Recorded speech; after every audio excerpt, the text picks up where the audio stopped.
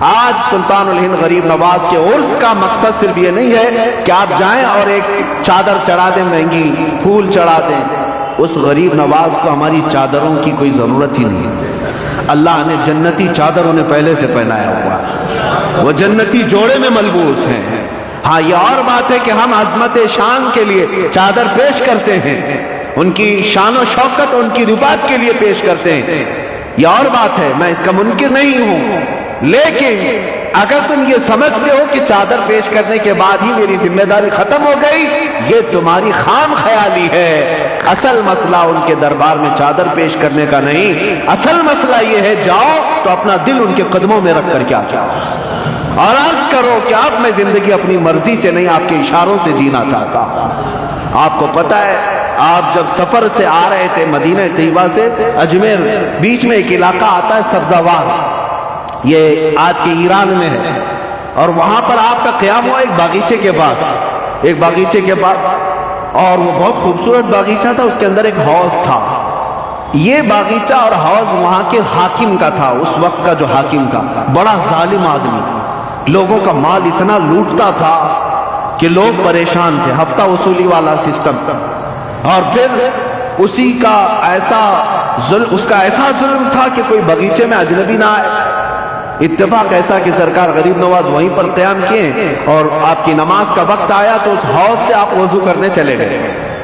تو وہاں پر جو پہرے دار تھے انہوں نے کہا، منع کیا کہ یہ حاکم سبزوار کا ہے، آپ مت آئیے، اگر اس کی نظر پڑ گئی تو بہت سختیاں کرے گا. حضرت سرکار غریب نواز نے فرمایا، میں عبادت اللہ کی کر رہا ہوں اور اللہ میرے ساتھ ہے. بس آپ نے وضو فرمایا، ابھی وضو کر ہی رہے تھے کہ وہ حاکم باغیچے میں داخل ہو گیا. جیسی آیا اور چیختا چلاتا کہ ایک اجنبی میرے آرامگاہ میں کیسے آ گیا ہے اور کیسے یہ حوض میں پانی لے کر کے استعمال کر رہا ہے. سرکار غریب نواز نے اس کی طرف کوئی توجہ نہ فرمائی، کوئی توجہ نہیں. وہ دندناتا ہوا قریب آیا، آپ نے پورا وضو فرمایا، وضو کرنے کے بعد اپنے قطرے چھڑک دیے اور پھر اس کی طرف ایک جمالی نظر ڈالی، اور وہ حاکم سبزوار دیکھتا رہ گیا اس حسین صورت کو. جو کرنے آیا تھا وہ کچھ اور کام تھا، لیکن قدموں میں گر کر کے توبہ کرنے لگ گیا. کہا کہ آپ جس وقت یہاں آئے مجھے پتا نہیں تھا، لیکن اب جس وقت آپ میرے دل میں آئے ہیں، عزم کرتا ہوں کہ زندگی بھر مجھے اپنے دامن سے دور نہ کرے. میرے عزیزو، سلطان الہند کے پاس آئے، لیکن حاکم سبزوار جو تھا غریب نواز کے قدموں میں گر کر معافی مانگا، توبہ کیا. اور اتنا ہی نہیں بلکہ واپس جانے کے بعد زندگی بھر لوٹی ہوئے مال کو سب کے اصل مالکوں تک پہنچایا، سب کو لوٹایا اور اپنا گھر بار بھی بیچ دیا.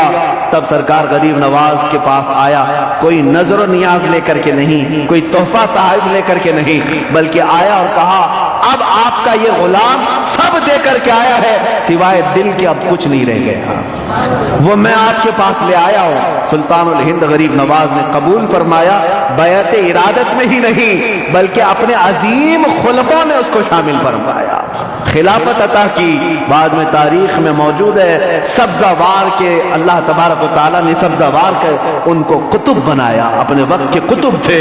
کہاں ظلم و ستم کی داستان رکھنے والا، کہاں قدموں میں آ کر کے دل دینے والا اللہ کی ولایت حاصل کر جاتا ہے. میں یہی عرض کرنا چاہتا ہوں، تم تحفے تحائف اپنی جگہ پر، جاؤ اپنا دل قدموں میں رکھ کر کے آؤ، عرض کرو کہ سرکار مجھے اپنے ساتھ لے لے، آپ ایک اشارہ فرمائے میرے دل کی اصلاح ہو جائے. پھر اگر غریب نواز قبول فرما لے، یقیناً زندگی کی کایا ہی پلٹ جائے گی، ایک نیا انقلاب دیکھنے کو ملے گا.